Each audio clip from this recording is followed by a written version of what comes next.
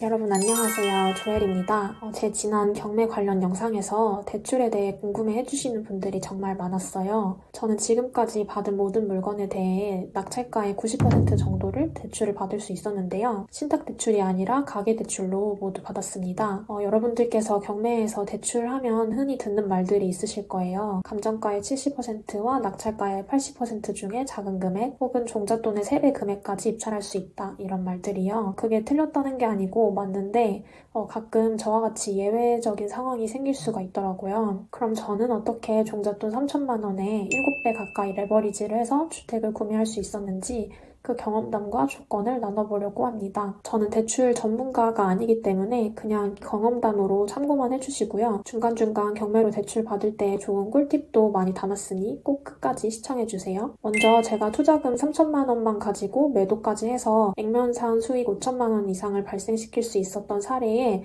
비용 내역을 소개를 드리겠습니다. 저는 약 2억짜리 빌라를 낙찰을 받았고요. 저는 낙찰가의 90%를 대출을 받았기 때문에 제 현금으로 잔금을 치르기 위해서 낙찰가의 10%만 납부하면 되었어요. 그래서 잔금 납부에 2천만 원이 들어갔고요. 부동산을 취득하면 취득세를 납부를 해야 되고 법무사님께서 소유권 이전 등기를 해주시기 때문에 법무비를 포함한 이전비가 듭니다. 이 모든 이전 비용이 300만 원 정도 들었고요. 또 제가 입찰한 물건에 미상의 점유자가 있었어서 명도를 해야 했고 그래서 명도 합의금이랑 미납 공과금이 150만 원 정도 들었고요. 제가 받은 물건이 지은 지 10년 이내의 준신축 빌라였는데 그래도 고칠 곳이 조금 있어서 인테리어로 500만 원 정도가 들어갔습니다. 이렇게 해서 부동산이 매도가 되기 전까지 제게 필요했던 초기 현금 투자금은 총 3천만 원 정도였습니다. 그러면 이제는 제가 대출을 받는 데 있어서 대출 상담사님들께서 확인하셨던 기본적인 조건들을 모두 말씀을 드리겠습니다.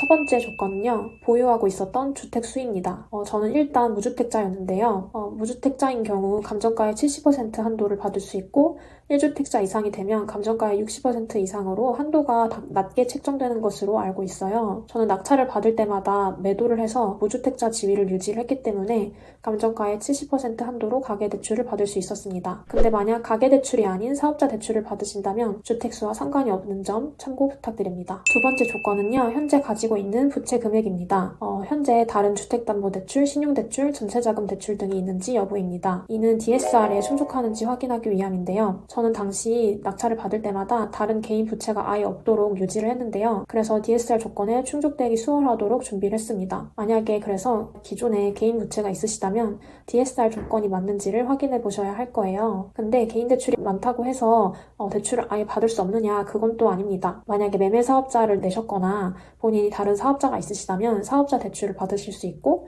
사업자 대출은 DSR 조건과 상관없이 받을 수 있습니다. 또 체크해 보셔야 할 점이 만약 전세자금 대출이나 생활안정자금 같은 대출을 받으신 경우에 주택을 새로 구입하게 되면 기존 대출을 상환해야 하는 조건이 있을 수 있어요. 그래서 이미 이런 종류의 대출을 받으신 분들은 이걸 상환해야 되는지 그 조건을 미리 정확하게 체크를 해보셔야 할 것 같습니다. 세 번째 조건은 신용점수입니다. 신용에 있어서 다른 결격 사유가 있는지 확인을 하는데요. 제가 듣기로는 신용점수가 850점 이상이면 큰 문제가 없다고 합니다. 근데 만약에 과거에 개인회생, 파산, 신용불량 이력이 있다면 대출에 문제가 있을 수 있다고 하기 때문에 꼭 상담사님께 이 부분을 미리 확인하시고 입찰을 하셔야 될 것 같습니다. 네 번째 조건은요. 소득입니다. 저는 퇴사를 했기 때문에 원천징수 영수증으로 소득을 증빙을 할 수가 없었습니다. 또 사업자가 있다고 하더라도 아직 종합소득세 신고를 하지 않았기 때문에 소득금액 증명원에도 소득이 잡히지 않았어요. 그래서 공식적으로 무소득인 상태였는데 미혼이라 배우자의 소득을 대신 증빙할 수도 없었습니다. 그래서 저는 신용카드 사용액을 제출해서 환산소득을 인정받아서 대출을 받을 수 있었습니다. 다음 그림을 보시면요. 내가 카드를 얼마나 사용했느냐에 따라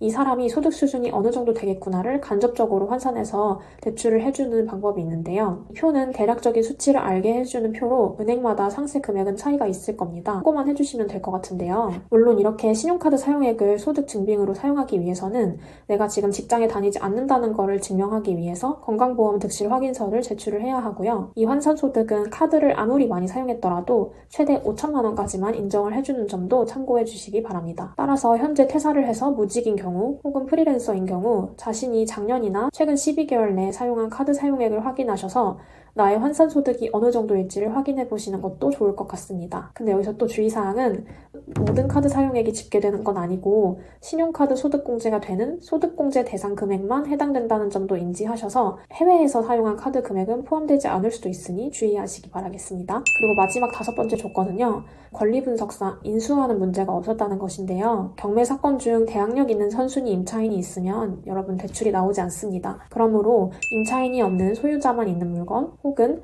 대항력이 없는 임차인의 물건 혹은 대항력이 있는 임차인이더라도 소액 임차인이라 배당을 다 받아가는 물건 혹은 주택도시보증공사에서 대항력을 포기한 그런 물건들에 입찰을 하셔야 될 것 같습니다. 지금까지 대출을 받는 데 있어 확인해야 할 기본적인 조건들을 말씀을 드렸습니다. 그럼 이제는 제가 어떻게 낙찰가의 90%를 대출 받을 수 있었는지 말씀드릴게요. 그건 바로 제가 낙찰을 감정가 대비 매우 저렴하게 받았기 때문입니다. 저는 낙찰을 감정가 대비 60% 후반, 70% 초반으로 받았습니다. 제가 의도적으로 낙찰가의 90%를 대출받기 위해서 유찰이 많이 든 물건들을 위주로 입찰을 했기 때문입니다. 그러면 왜 저렴하게 받으면 낙찰의 90%까지도 가능한지 한번 원리를 생각을 해봤는데요. 여러분, 은행 입장에서 가장 중요한 가격 지표 중 하나가 무엇일까요? 바로 감정평가 금액입니다. 경매가 아니라 일반 매매로 거래를 했어도 은행에서 그 자체 감정평가를 해서 감정평가 금액의 70% 한도 이렇게 대출을 해주잖아요. 근데 만약 여러분이 경매로 감정가 대비 너무 저렴하게 낙찰을 받아서 낙찰가의 90%까지 대출 한도를 계산을 해봐도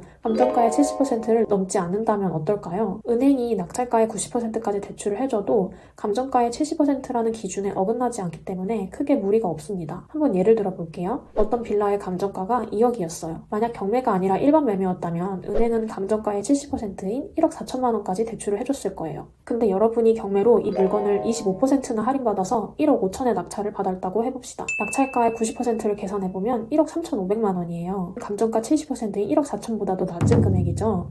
제가 낙찰가의 90%를 받았던 경우는 모두 이런 원리로 저에게 대출을 더 해주었습니다. 근데 만약 여러분이 경매로 많이 할인을 받지 못하고 한 10% 정도만 할인받아서 감정가의 90%인 1억 8천만 원의 낙찰을 받았다고 해볼게요. 1억 8천만 원의 90%는 1억 6,200만 원이에요. 이 금액은 은행의 마지노선인 감정가의 70%인 1억 4천만 원보다 훨씬 높죠. 이렇게 되면 낙찰가의 90%는커녕 원래 원칙대로 낙찰가의 80%, 감정가의 70%중 낮은 금액인 1억 4천만 원만 대출을 받을 수 있을 겁니다. 따라서 여러분이 감정가 대비 많이 유찰된 가격으로 저렴하게 낙찰을 받는다면 생각보다 더 높은 한도로 대출을 받을 수 있는 가능성이 높아집니다. 여기서 추가적인 팁은 최대한 다양한 상담사님들께 문의를 드려봐야 한다는 것입니다. A 상담사님은 그 은행에서 90%는 절대 안 된다고 했는데 다른 B 상담사님은 동일한 은행에서 90% 가능하다고 하시는 식으로 서로 말이 다르기도 하고요. 한 명의 상담사님이 모르는 더 좋은 대출 기회가 있을 수도 있으니 꼭 많은 상담사님들께 전화 문의를 해서 조건을 확인을 해보셔야 합니다. 그리고 문의를 할 때 상담사님들께서 처음에는 낙찰가의 80% 받는 것만 먼저 제안을 하실 수도 있어요. 그럼 혹시 90%를 받을 수 있는 방법도 있나요? 하고 다시 되물어보세요. 그럼 조건과 함께 가능한 경우를 말씀해 주실 때도 있습니다. 여기에 보너스로 반공제를 걱정하시는 분들이 계실 것 같아요. 여기서 반공제란 소액 임차인에게 최우선 변제해주는 보증금액만큼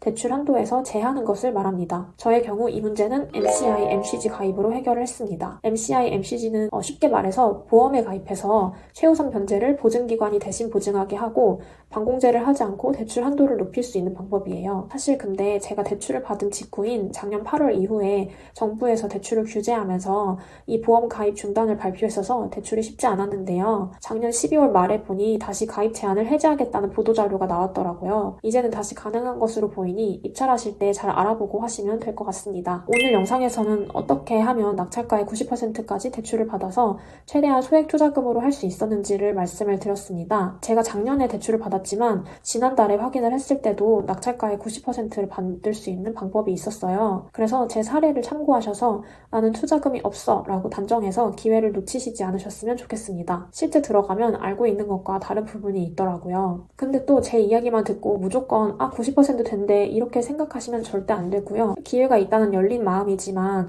제대로 조사한다는 마음으로 현재 주택수, 부채 금액, 신용, 소득, 기혼 여부 등을 토대로 꼭 입찰 전에 5곳 정도 전화해 보시고 내가 생각하는 입찰가로 낙찰받는 경우에 몇 %까지 대출을 받을 수 있는지 정확하게 조사하신 후에 입찰 들어가시기를 바랍니다. 오늘 영상 봐주셔서 감사합니다. 또 다음 영상으로 찾아뵐게요. 감사합니다.